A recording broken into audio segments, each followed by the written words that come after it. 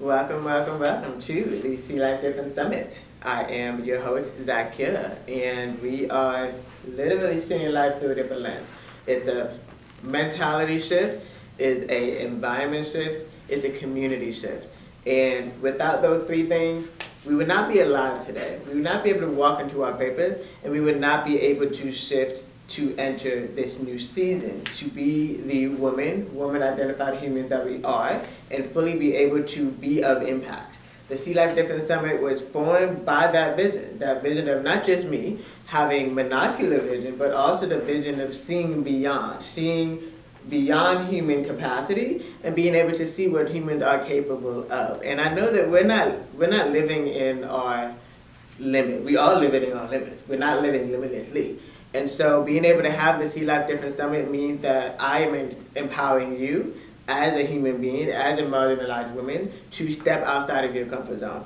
Now that's going to be hard to do because we have environmental factors that shape that. We have generational factors that shape that. We have circumstantial factors that shape that.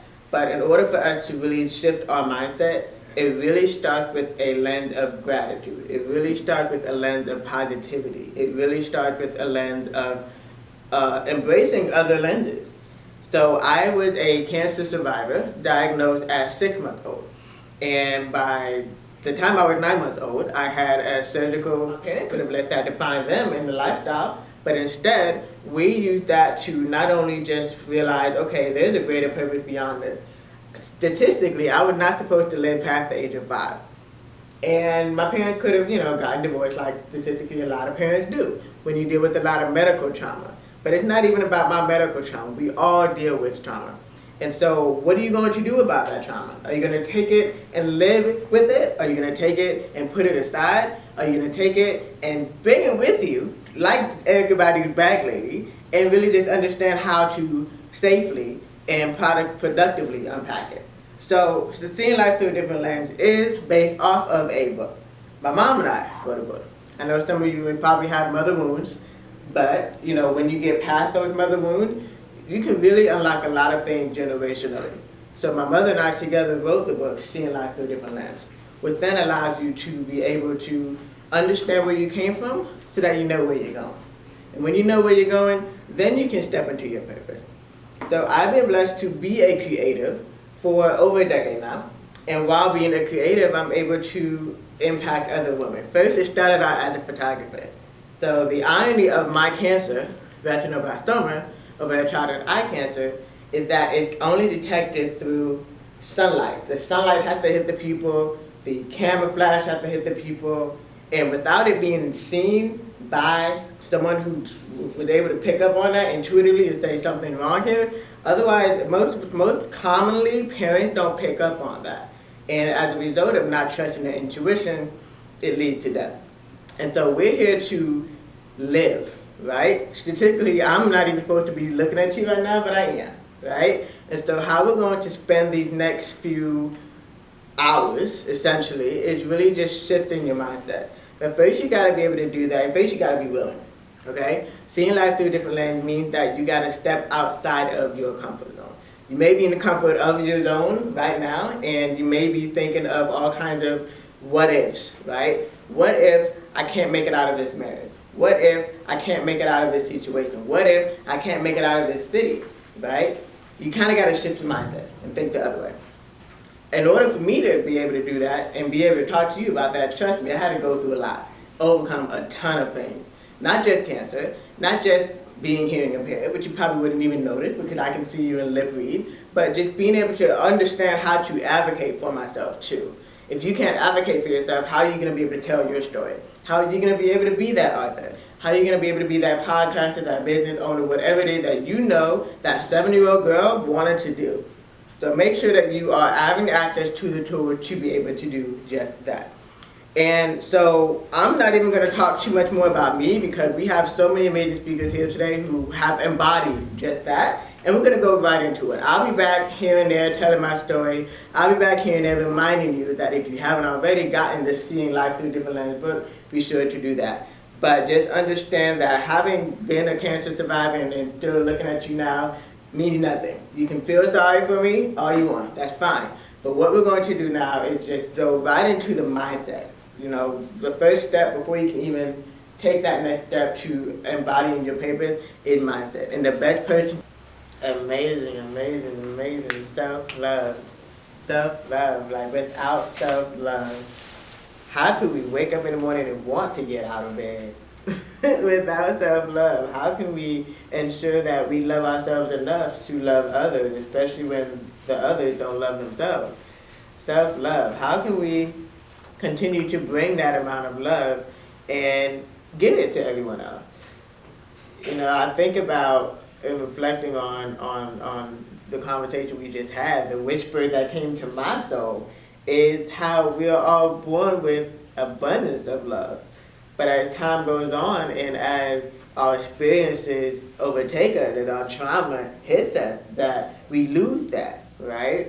And being able to now continuously have the tool to be able to love ourselves, continue to ask ourselves questions before people ask us questions that we don't even know the answer to. So being able to love ourselves is definitely crucial with being able to see life differently.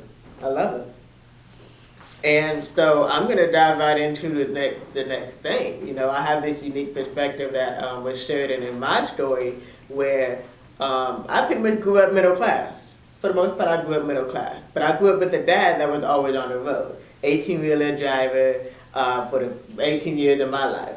And so the blessing was that I was able to see the world, right? I was able to literally see life differently because from the age of 5 on up, I was able to see multiple states. And it wasn't until my first international trip to Costa Rica, I was super scared, right? But again, I wasn't loving myself that much yet because I was so afraid of what are people going to say about my fake eye? What are people going to say about, you know, these big old things in my ear, which, you know, now they're smaller and not so hideous. But, you know, by the time I got out of, onto that airplane, into a different soil, into the different time zone, a travel bug unlocked, essentially what they call it. And I knew that I could do anything. You know, if me, the one who had been afraid of seeing through one eye, me, the one who's always been afraid of not being able to hear all the sounds that are going on in any place that I travel to, I knew that I could then see life differently. But of course, we got to rewind a little bit. That does cost money. It does cost money. Now, how do you get there, right? And so that's where, you know, the next speaker is really going to kind of dive into that a little bit more, right? Because sure, you know that, okay, maybe your parent told you, maybe your parents didn't tell you that. Okay, we got rent to pay, and I can't give you your toy today. Or we're about to move, so I can't help you with X, Y, Z, which other toy or vacation or whatever it is, right? So not everyone was blessed to really have those conversations. Gratefully, I had those conversations with my mom and dad. If I was like, why can't we go to the movies today? They would tell me that. Right? But as you get older and you start to really kind of take with you, especially if you're entering the entrepreneurial space, you want to enter the entrepreneurial space, you want to leave that comfort zone of the 9 to 5, it tends to get scary, right? You got to step outside your comfort zone again. So being able to unleash your inner wealth creation is going to take a lot, but it's not impossible. Yeah, wealth, there's never too much, never too much. Go ahead and sing that Luther Vandross song if it came to your mind. Alright, so now we're going to take a shift a little bit. We're still not going to stop talking about vision, both figurative and literal. But right now, we're going to do a few more envisioning exercises. We're going to do a bit more storytelling. And in order for you to do that, we gotta remember that 7-year-old. We gotta go deep into remember that 7-year-old. So if you want to write it down, internalize it, put it in the digital notes, we're gonna do that. So I want you to just think back and remember, before you had all the financial responsibilities, the debts and assets and profits and losses, before you had to think about all of that stuff, think about the 7-year-old. What were you doing? Where were you? How did you feel? Think about it as a day that it was after school, it was maybe you were homeschooled, or it was a day off of school. You have no other responsibility. Your mom, dad, guardian, not asking you to do any chores. You don't have to go do anything for any of your other siblings. what were you doing? Think about that day. Because that day, believe it or not, I'm saying the age 7, that's the age it was for me, but it could be anywhere between the age of 7 and 13. That's the day your purpose was unlocked. You may not realize it because, again, all the trauma, all the debt, all the hate that you may have generated for yourself built up. But you got to unravel and think deeper as to who was that little girl and what was she doing? What made her genuinely happy and in love with herself? I was 6 years old when my mother introduced me to a camera. I was kindergarten, we moved around a lot, and I just wouldn't talk to people. I didn't want to talk to people. You know, I'm that empath, I'm the intuitive person, and so naturally I will read people before I want to speak to people. And so my teacher thought, and told my mom this, I think she's mute. Is she mute? And my mom was like, no, because I was super chatty at home. We have come to the end, and it's not exactly the end because this is the beginning. This is a new beginning. This is a new season. This is a new month, new year. And if you follow astrology, it's also a new, what's the word? We've come out of a spiritual pandemic, literally a spiritual pandemic. So being able to see life differently now. How are you going to see life differently now? Right? What were your favorite, questions, reflective questions that the speaker gave to you, and literally, what are you going to do about it, right? Because it could be like, oh yeah, this is great, and then you go on the next day and then do nothing, right? That's why you had quote-unquote homework assignment for the next 24 hours from the speaker. So make sure that you are seeing life differently and doing life differently, being different. And the only way you can do that is you gotta self-reflect. You gotta go backwards in order to go forward. And so one of the easiest ways to continue to have that, reminder in your background, make sure if you have not already to tell somebody in regards to just educating about eye cancers, since that's one of the things we're talking about, but also make sure that you are supporting all the speakers with all of the items that they said, the limited time offers.